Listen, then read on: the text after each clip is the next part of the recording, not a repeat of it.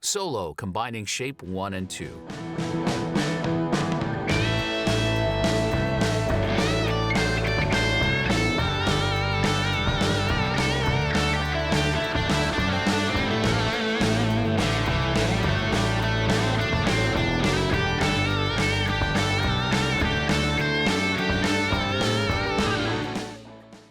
Now it's time for the next solo. This solo combines these two shapes that you already know, and we'll also play some patterns, sequences, slides, and bends to spice things up a bit. So let's go through it one more time at a slower tempo.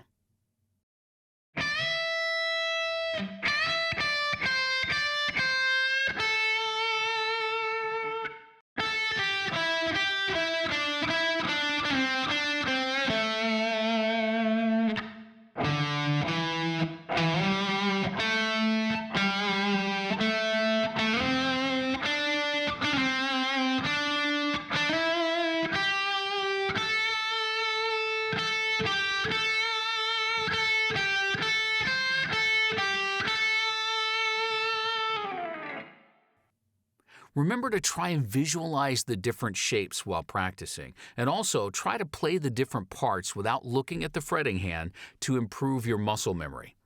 Jumping between two shapes can be a bit hard at the beginning, so let's start by practicing at a slower tempo before building up your speed and confidence as we go.